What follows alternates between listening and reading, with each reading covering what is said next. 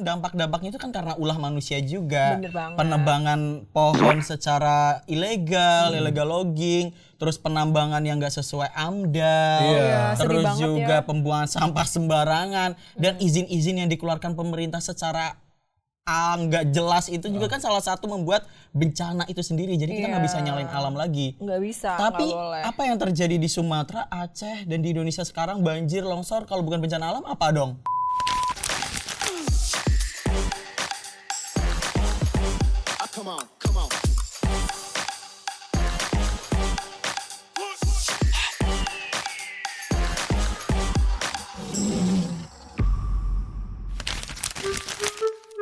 Haus banget, panas. Sama, aku juga kehausan.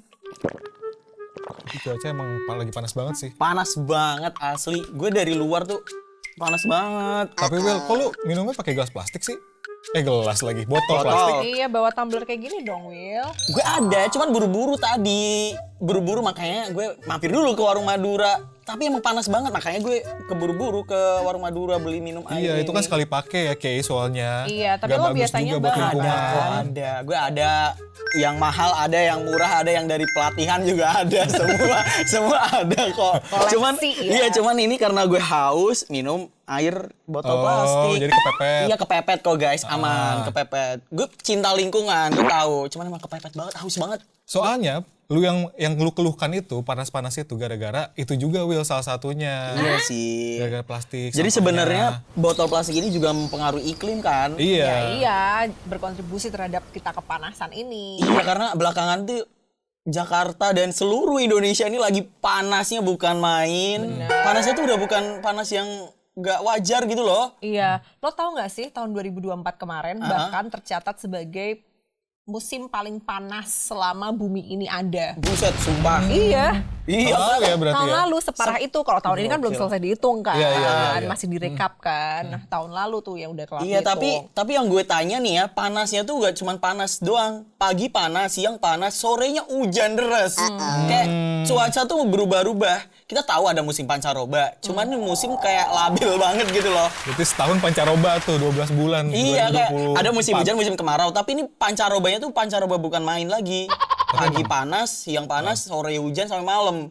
Gitu. Kenapa tuh? Tahu, berarti yang berubah-ubah nggak cuma mood gebetan lo doang ya. Iya, jadi mood gebetan gue berubah-ubah dengan cuaca yang juga berubah-ubah. Jadi itu mempengaruhi kisah cinta lo. Mempengaruhi karena jadinya nggak bisa main dong kalau Iya, sore-sore hujan.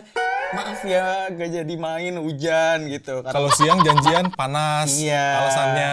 Kalau sore ke malam. Malam belum punya mobil. jadi masih naik motor. Kalau panas bisa kepanasan, kalau naik. hujan Iya, kehujanan. kalau panas kepanasan, kalau hujan kehujanan. Makanya naik Transum. Kan bisa Biar mengurangi emisi. emisi karbon ya. Iya benar. Iya, salah satu yang bikin panas sih emisi karbon itu kan. Betul. Jadi kan kayak karena ada karbon dioksida kan yang terperangkap dalam bumi, jadi makanya ada efek rumah kaca gitu. Jadi itu sih yang bikin panas. Sama berarti kita mulai dari hal-hal kecil, jangan minum pakai botol plastik, bawa botol minuman sendiri. Terus Naik bawa transportasi tas. umum. Kayak tadi Transportasi kayak umum, bilang. tas tenteng biar kalau belanja-belanja itu nggak perlu pakai plastik Iya. resep. Iya, terus satu hal lagi kita juga harus pilah-pilah sampah karena sampah organik dan sampah anorganik harus dipilah dan biar mereka berakhir di tempat yang seharusnya. Tapi yang gue bingung ya, itu kan semua sampah yang udah kita pisahin itu kan nanti bakal ujungnya ada di tempat pembuangan umum, tempat pembuangan akhir Iya. gitu kan. Iya. Tapi di sana, di kayak Bantar Gebang apa segala macam, itu ujung-ujungnya tuh nyatu lagi gitu. jadi gunung Itu- tuh. Iya, dan itu udah hampir berapa meter tingginya. Iya tuh, Bekasi punya gunung. Iya, gunung sampah. Nah itu masalah kita juga, masalah Iya, lingkungan di situ juga. Masalah lingkungan salah satunya adalah gunung sampah itu gimana? Tapi jangan salah teman-teman gue itu sekarang yang ya anak-anak muda kayak kita itu sekarang udah mulai melek kayak jadi Asli. misal jadi sampah tuh habis di rumah sendiri-sendiri. Jadi kayak misal kayak gue nih gue udah mulai kayak sampah organik sama anorganik Anorganik. dipisahin. Jadi yang organik nanti gue tanem tuh di taman depan kos kan ada kayak pekarangan gitu. Nah, gue taruh di situ. Terus untuk sampah-sampah plastik kayak botol shampoo dan lain-lain itu gue pesan di aplikasi. Jadi mereka bisa pick up. Terus mereka nanti akan mendaur ulang. kayak Keren, gitu. berarti itu sampah yang organik itu bisa jadi pupuk kompos. Bener. Bisa jadi, kalau yang anorganik bisa jadi kerajinan. Kalau di rumah gue tuh, di lingkungan gue dibikin kerajinan tuh. Iya, Kerajinan atau apa? Will, ngomongin sampo tadi, itu biasanya bisa kita refill juga botolnya. Oh iya itu Pakai air tapi. Biar masih bisa seminggu. Dasar banget ya. Biar masih bisa Iya, seminggu. ini kayaknya masih ada deh, tambahin air. Ya. gue kira itu programnya di The Body Shop gitu kan juga bisa tuh. Ternyata ada lain. Iya, tapi Iya, apa yang udah bener, dilakuin? Ini kan Gen Z udah, masyarakat udah ngelakuin dengan cara seperti itu ya. Mengurangi sampahnya di reuse, renew, dan recycle ya. Terus juga pakai tumbler, terus juga pakai tas-tas jinjing. Tapi apa yang dilakuin pemerintah? Kan masyarakatnya udah ngelakuin. Iya, Pemerintah udah masyarakatnya ngelakuin apa buat iklim ini, climate change ini? Jadi ada peraturan presiden terbaru nomor 110 tahun 2025. Dia itu tentang mengatur ekonomi karbon. Apa tuh maksudnya? Jadi kan karena tadi kita tuh panas karena banyak karbon dioksida yang terperangkap. Nah, basically ekonomi karbon itu mengatur bagaimana perusahaan itu bertanggung jawab atas karbon dia, whether it's dari tax atau dari dekarbonisasi itu sendiri kayak gitu. Apaan dekarbonisasi? Dekarbonisasi itu apa sih? Apakah sama dengan dekomposisi? Apakah Beda. sama dengan D yang lain? Jadi, dekarbonisasi itu adalah upaya mengurangi karbon yang sudah ada maupun mengurangi emisi karbon. Nah, iya banyak tuh perusahaan-perusahaan kayak Pertamina gitu kan sebagai BUMN yang menggunakan fossil fuel gitu kan. Dia itu kontribusi terhadap karbon karbon yang ada di Indonesia. Makanya kita ini di Indonesia juga punya program net zero emission di tahun 2060. Nah, pada dasarnya perusahaan-perusahaan seperti Pertamina tadi itu bertanggung jawab terhadap karbon-karbon yang mereka hasilkan baik lewat natural maupun lewat teknologi. Teknologi yang namanya CCUS, Carbon Capture Storage Utilization, atau kalau yang dari organik itu bisa lewat aksi perubahan iklim kayak penanaman pohon, Iya, terus itu biasanya menanam perusahaan-perusahaan gede ya, benar, CSR gitu. terus gitu juga ya. nanam mangrove yang skalanya besar. Iya, di sekitar rumah gue tuh ada kan Rumah lo gue di mana? di Pantura. Jadi di Pantura, rumah gue di Pantura tuh ada mangrove banyak banget tuh, tanaman mangrove, dan masyarakat tuh bisa tanam juga di situ. Jadi Pantura tuh nggak cuma dangdut doang. Iya, gue sih Dangdut tahu yang dangdut Pantura. Tapi Pantura juga ada mangrove-nya, penanaman mangrove, pembudidayaan mangrove. Dan estetik juga kan, kalau buat foto-foto banyak soalnya kebun mangrove atau hutan mangrove itu yang dijadiin spot foto. Asli. Iya kan? Cakep banget lagi. Terus juga banyak aksi-aksi kayak misal kita bisa gitu, itu juga melakukan aksi perubahan iklim dengan kayak donate mangrove, terus donasi mangrove, terus kayak ditanam bareng-bareng sama volunteernya. Jadi ya selain ini berkontribusi terhadap lingkungan, berkontribusi juga pada feed Instagram lo. Tapi kayak iya. yang gue bingung adalah ini kan mangrove marak ditanam kembali gitu ya, Yes. maksudnya dibudidayakan, pokoknya banyak lah mangrove upayanya gitu kan. Tapi di sisi lain, di saat yang bersamaan itu ada deforestasi juga gitu, yang kenceng banget dan masif banget dan nggak tercium oleh pemerintah, maksudnya gitu. Itu gimana ya cara ininya dari pemerintah?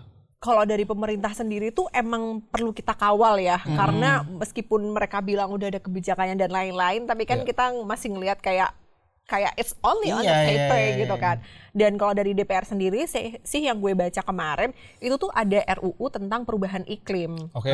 Dia itu RUU itu masuk ke prolegnas alias jadi prioritas legislasinya di DPR. Diduluin lah ya RUU-nya itu. Diduluin. Nah, meskipun belum ada kayak gue baca-baca sih kayak belum ada pergerakan ya. Tetapi ternyata DPR ini udah menggelar kayak RDPU, rapat dengar pendapat umum, itu sama mitra-mitra, terus juga sama ada NGO-NGO kayak Carbon Ethics, terus Wildlife Indonesia kayak gitu. Jadi kita harus dukung sih benar-benar RUU ini biar emang menjadi apa ya kayak ya langkah baik lah iya, ya bener. biar iklim kita juga lebih baik juga gitu loh.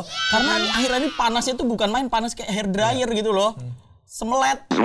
apa tuh semelet? Sumuk. Iya, sumuk. sampai melonyot gitu loh. Bukan lagi pakai setrika kena ini Melepuh. panasnya bukan main deh pokoknya. Itu kan bisa jadi langkah bagus kan dari pemerintah untuk mengubah iklim ini tuh jadi lebih adem gitu lah. Tapi kenapa baru sekarang ya? Maksudnya rancangan undang-undang krisis iklim kan udah ada bertahun-tahun lamanya gitu. Tapi pemerintah kenapa baru gerak sekarang, itu yang gue sesalin gitu. Well, sebenarnya nggak baru gerak sekarang sih Al, karena sejak dari Paris Agreement tahun 2014-2015 itu kan Indonesia tuh udah submit dokumen NDC alias National Determined Contribution. Itu tuh kayak fakta gitu loh, fakta Indonesia tuh bisa mampu mengurangi pemanasan global tuh seberapa gitu. Nah terus di COP30 kemarin, jadi COP30 itu kayak perkumpulan bangsa-bangsa gitu ya untuk kayak gather gitu, kayak kopdar lah kalau di kita gitu. Terus kayak itu tuh Indonesia kemudian submit lagi second NDC. Jadi dokumen yang kedua tentang NDC National Determined Contribution ini itu lebih spesifik gitu tentang langkah-langkah apa sih yang akan Indonesia lakukan untuk net zero emission 2060 dan mengurangi pemanasan global gitu. Jadi yang kita panas-panasan ini selama tahun 2024 ya kemarin ya, itu tuh berarti bukan sekedar cuaca atau iklim yang berubah, tapi juga kebijakan-kebijakannya juga ya. Bener. Jadi ada hubungannya juga sama politik-politik ini ya. Karena alam ini tuh nggak cuman ya alam tuh ya udah ngasih apa yang dia beri, tapi kan hubungannya pasti manusia kan. Benar-benar. Terus juga kemarin tuh waktu di COP30 itu dari Komisi 12 Pak Edi sekaligus wakil MPR itu juga menggaungkan bahwa Indonesia ini memiliki 3,3 juta hektar hutan mangrove. Terus juga Indonesia sekarang lagi fokusnya ke sustainability aviation fuel atau SAF. Jadi kayak apa ya, kayak biosolar tapi untuk pesawat. Jadi sustainability aviation fuel. Berarti udah nggak pakai fosil gitu-gitu lagi. Ya karena ada energi baru terbarukan ya. Betul, dan ngomongin energi baru terbarukan, DPR ini juga udah memasukkan RUU EBT, energi baru terbarukan ke prolegnas juga, Al. Jadi emang kalau gue lihat nih dari DPR, dari legislator ini juga udah memasukkan perubahan iklim ini menjadi sesuatu hal yang urgent perlu, ya. Urgent Ya berarti karena kan perubahan iklim ini termasuk adalah fenomena yang genting dan penting. Benar. Ya kan? Genting dan penting karena menyangkut hajat semua hidup orang. Makanya. Coba bencana di mana-mana, panasnya bukan main, orang-orang jadi sakit. Itu kan karena iklim juga kan. Gagal ngedate. Gagal ngedate juga salah satunya, gagal main, gagal kopdar, gagal nongkrong. Karena cuaca kayaknya pagi ini siang hujan panas, tapi malamnya hujan. Kan kita nggak pernah tahu kan. Dan itu yang bikin sakit tuh. Iya. Ya kan? Banyak orang sakit tuh gara-gara cuacanya berubahnya drastis gitu. Chaos banget lah ya pokoknya. Chaos ya, bukan cuma lagunya Malam Chaos ini. Ku terasa sedih, bukan itu doang. Bukan, nggak usah dilanjutin nanti. Iya. Kena copyright. Bener. Berarti bukan malam doang yang chaos nih. Pagi, siang, sore semua chaos. Semua chaos. Chaos semua. Salah satunya cuaca juga chaos. Bener. Bayangin deh, kalau misal bumi rumah kita rusak, mau pindah kemana kita? Iya. Ke Mars, Merkurius, Venus, Ke Bekasi aja. planet Bekasi. Beda planet ya. Planet Bekasi. Tapi yang gue perhatiin ya, kalau ada perubahan iklim dan terus ada undang-undangnya, ada pemerintah yang gerak menangani iklim, itu tuh nggak lepas dari konsentrasi politik juga. Iya. Kalau perhatiin tadi tahun 2014 itu kan tahun politik juga, terus tahun 2024 sekarang dan lain sebagainya. Itu tuh cuman janjinya pemerintah doang atau gimana? Kok krisis iklim ini nggak pernah berkesudahan gitu? Nggak kelar-kelar ya. Iya, emang nggak kelar-kelar, dan menurut gue sih ini paradigma baru ya. Kita harus melihat politisi dengan ya selama ini kan kita melihat politisi, kita milih politik, memilih politisi, memilih kandidat, memilih apapun itu wakil rakyat itu kan dari bagaimana dia akan memajukan perekonomian gitu. Tapi kan ini paradigmanya harus berubah berarti ya. Bagaimana Kenapa kita fokusnya selalu ke ekonomi gitu betul, ya? kita harus merubah fokusnya menjadi lingkungan gitu. Nah, kalau gue lihat-lihat juga kemarin tuh tahu nggak sih, gue tuh nemu buku DPR. Jadi DPR itu ternyata sudah mengeluarkan anjuran berupa buku terutama dari Badan Keahlian DPR, buku tentang anggaran, bagaimana mengatur keuangan baik itu negara, instansi pemerintah maupun organisasi untuk kepentingan ekonomi hijau. Oh, jadi udah ada panduannya ya. Ada panduan dari yang DPR dibuat. sendiri. Nah, ini menarik nih, Betul ekonomi hijau ya. Ekonomi hijau tuh maksudnya gimana sih? Ekonominya jadi warna hijau apa gimana? Jadi green screen. Green screen. Iya nih, ekonominya Nggak kelihatan. apakah Gimana, berubah Bang? menjadi warna hijau semua seperti hutan apa gimana? Nah, jadi ekonomi hijau itu terminologi yang mengacu pada aktivitas ekonomi yang mendukung untuk pelestarian lingkungan. Jadi kan selama ini industri-industrinya kan ekstraktif, kayak nggak peduli dia ngambil tapi nggak giving back. Berarti kebijakan-kebijakannya harus berdasarkan lingkungan gitu ya. Ekonomi hijau itu maksudnya berdasarkan lingkungan. Kebijakan-kebijakannya harus melihat dari segi alam juga. Dan kamu tahu nggak sih bahwa green economy ini juga membuka lapangan pekerjaan loh, lapangan pekerjaan baru kayak green jobs. Jadi kayak green jobs itu yang dimaksud kayak misal pengelolaan sampah, terus pengelolaan bagaimana mitigasi resiko dan lain-lain. Tuh, benar kan berarti ekonomi sirkular ya. Benar, lebih tepatnya. benar. Dan itu juga kalau tadi Keira bilang kenapa janji-janji kampanye itu selalu ekonomi gitu. Kalau misalnya kita memperhatikan lebih lagi lingkungan gitu, itu kan bisa membuka pekerjaan juga ternyata. Betul. Dan gue lihat sih kalau di DPR ini emang benar-benar masif ya, karena terbukti tahun ini tuh ada beberapa kali rapat kerja dan RDPU, rapat dengar pendapat umum itu untuk fokus ke green job, terus green economy. Kayak misal Februari kemarin ada RDPU dengan Pertamina, terus ada dengan Carbon Ethics, Biro Karbon Nusantara, terus Mei juga ada audiensi dari ISER tentang pembangunan energi, terus juga RUU energi baru dan terbarukan kayak gitu. Tapi gak cuman green economy, green, tapi ada juga green corruption katanya. Nah iya, jadi apakah itu korupsi hijau juga, mata duitan? Mata hijau, lo matanya hijau, kan korupsi hijau. Gimana tuh green corruption? Nah kalimat green corruption ini keluar dari Ibu di Komisi 12, namanya Bu Himatul Aliyah. Nah Bu Himatul Aliyah itu mengingatkan kita bahwa kita tuh juga harus aware. Ini ngomongin green ini tuh nggak cuma ngomongin nggak cuma ngomongin aksi, tetapi juga birokrasinya. Dan Ibu Himatul Aliyah ini mendukung bahwa green, sesuatu yang green economy, green jobs ini tuh sebagai sebuah bentuk demokrasi lingkungan. Bahwa lingkungan ini harus akses untuk semua orang, bukan hanya pihak-pihak tertentu. Apalagi kan kalau kita ngomongin lingkungan itu masyarakat grassroots, masyarakat yang terpinggirkan itu jauh lebih rentan. Jadi gitu sebenarnya green corruption itu tuh hubungannya dengan lingkungan ya. Benar. Tata Jadi kelolanya, izinnya. Jadi kadang pemerintah ngasih izin ke pertambangan dengan gampang, illegal logging. Itu benar-benar harus kan, diperhatikan. Iya, biar gak ada green corruption itu. Benar. Kan pemberian izinnya secara ilegal, AMDAL tidak sesuai AMDAL, itu kan berarti termasuk salah satu green corruption gitu kan. Bener. Tapi kan itu yang udah dilakukan pemerintah lumayan banyak ya. Betul. Gen Z juga kan harus bisa melakukan nih. Apa aja nih ya yang bisa dilakuin Gen Z untuk mendukung adanya green economy biar nggak ada juga green corruption. Well, ada beberapa langkah sederhana. Kalau dari Gen Z ya langkah sederhana. Kalau mau masif ya dari mendorong pemerintah dan DPR itu sendiri kan. Tapi langkah sederhana itu juga matters. Kayak lo bawa tumbler itu matters banget. Terus kayak kita bawa alat makan sendiri. Dan terus sekarang itu tuh banyak minimarket itu tuh yang udah menyetop penggunaan plastik sekali pakai. Betul, gue kan sebagai perantau tuh ngelihat di Jakarta nih salah satunya ya di Alfamart, di Indomaret itu udah nggak ada lagi plastik. Pakainya harus pakai tas jinjing sendiri-sendiri. Dan waktu itu gue pernah ya ke restoran apa gitu di Jakarta juga, dia masih pakai plastik tapi plastiknya itu yang bio apa gitu. Yang bisa terurai. Recycle-nya cepat gitu ya. Itu pakai kasava loh, pakai singkong. Pakai singkong. Iya, pakai singkong. Juga sedotan. Kasih penyu-penyu.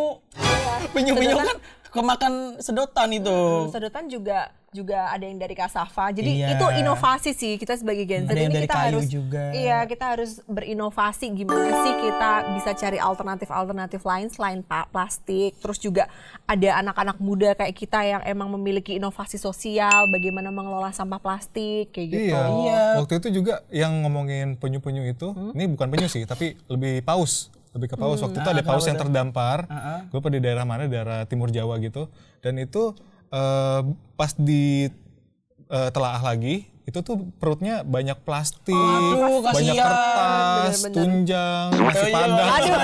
Semuanya, restoran Padang semua ada di situ. Ada juga buaya terakhir buaya, di dalam buaya itu ada TV-nya, coy. Iya, benar. Ada TV-nya. Benar. Ada TV-nya, ada sampah-sampah, ada kasur. Berarti- Ya Allah, kasihan banget gak sih? Kasihan Jadi banget. sebenarnya kita tuh harus aware juga dari masyarakatnya, jangan buang sampah sembarangan ke sungai. Gue sering tuh lihat video ada oknum-oknum buang sampahnya ke sungai, itu kan sebenarnya nggak boleh ya. Karena itu akan bikin bencana alam seperti yang sekarang tuh lagi terjadi di Iya. Indonesia, Iya, bener, lagi di bener. Sumatera, di Aceh, itu kasihan Tapi loh. sorry, ini bukan bencana alam lagi.